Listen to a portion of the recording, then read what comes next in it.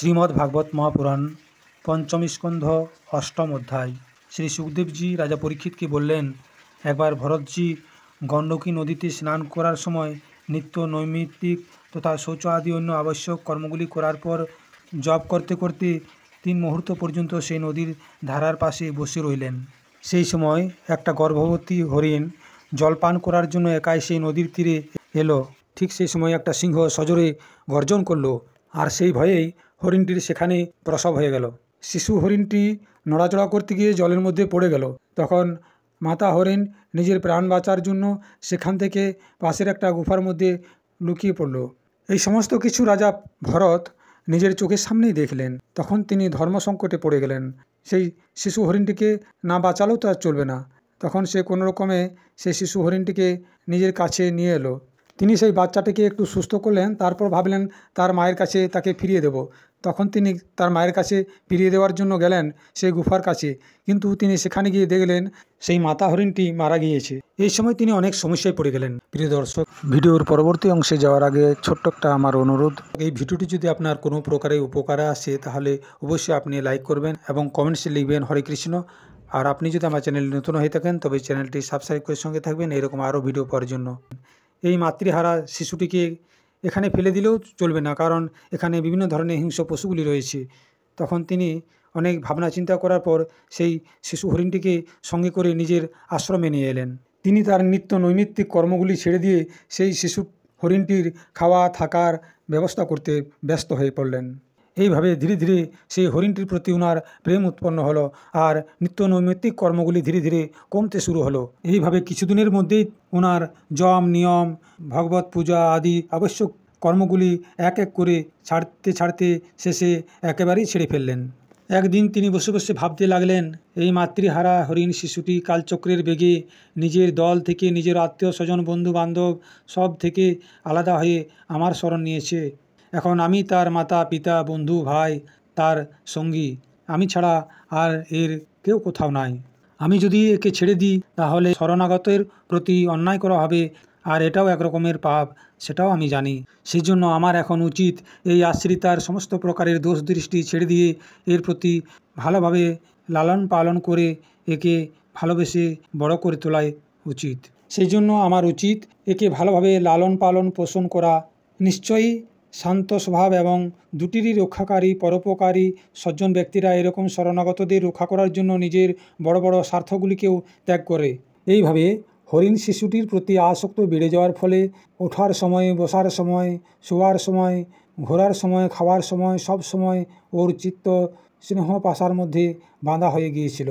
যখন তিনি পুষ্প পত্র ফল মূল আদি আনার জন্য বনে যেতেন তখন সঙ্গে করে সেই হরিণ শিশুটিকে নিয়ে যেতেন, কেননা তিনি ভাবতেন যদি ঘরে রেখে দিই তাহলে শিয়াল কুকুরেরা একে খেয়ে ফেলবে।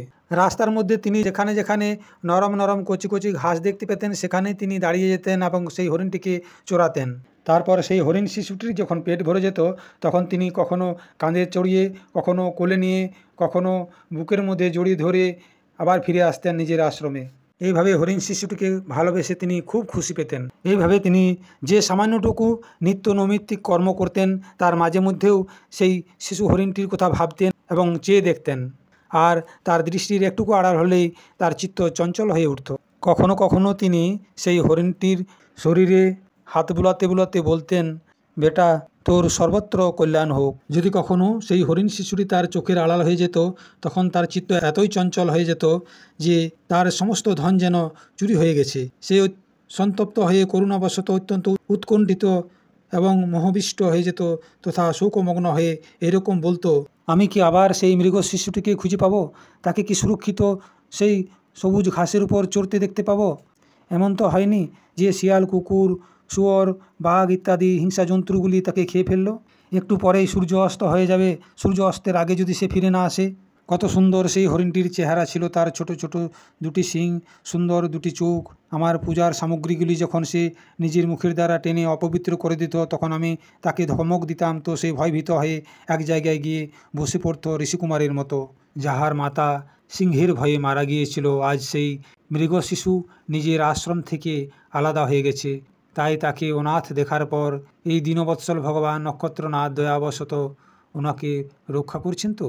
অথবা নিজের পুত্রের বিয়োগরূপ দাবানলের বিষয় জ্বালা থেকে হৃদয় কমল দগ্ধ হয়ে যাওয়ার কারণে আমি এক মৃগ বালকের সাহারা নিয়েছিলাম, এখন সেটি চলে যাওয়ার পরে আমার হৃদয় জ্বলছে। সেজন্য এই নিজের শীতল শান্ত স্নেহপূর্ব এবং বদন সলিল রূপা অমৃতময়ী কিরণের দ্বারা আমাকে শান্ত করছেন।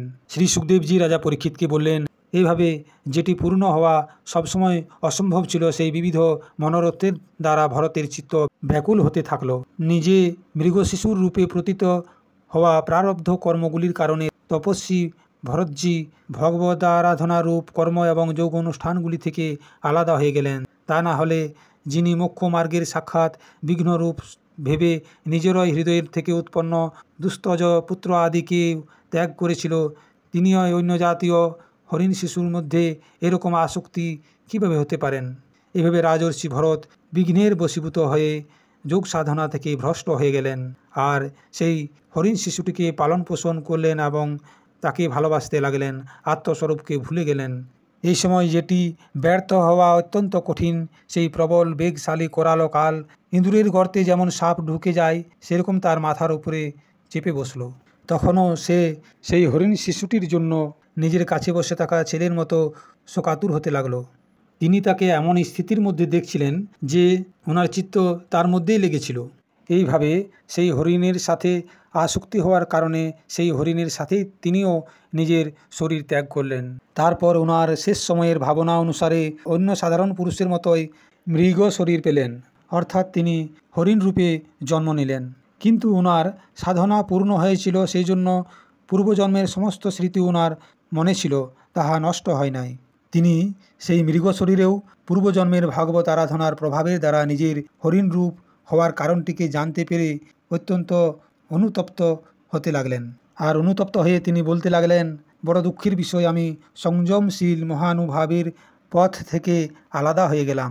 আমি তো ধৈর্যপূর্বক সমস্ত প্রকারের আসক্তিগুলিকে ত্যাগ করে একান্ত এবং পবিত্র একটা বনের মধ্যে আশ্রয় নিয়েছিলাম। সেখানে থাকতে থাকতে আমি আমার চিত্তকে সর্বভূতাত্মা শ্রী বাসুদেবের মধ্যে নিরন্তর তার গুণের শ্রবণ মনন কীর্তন করে প্রত্যেক মুহূর্তে ওনারই আরাধনা এবং শরণাদির দ্বারা সফল করে স্থির ভাবের দ্বারা সম্পূর্ণভাবে লাগিয়ে দিয়েছিলাম। আমার মতো অজ্ঞানীর সেই মন হঠাৎ একটি ছোট্ট হরিণ শিশুর পেছনে নিজের লক্ষ্য থেকে আলাদা হয়ে গেল।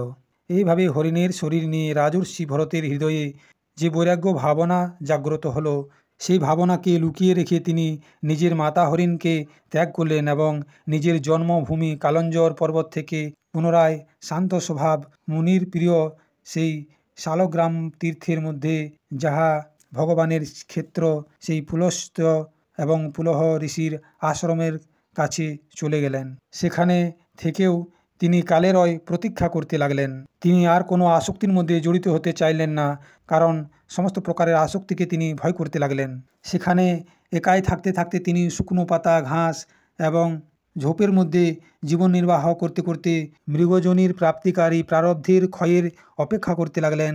শেষে তিনি নিজের শরীরের অর্ধেক ভাগ গণ্ডকীর জলে ডুবিয়ে রাখলেন, তারপর মৃগ শরীরকে ত্যাগ করলেন।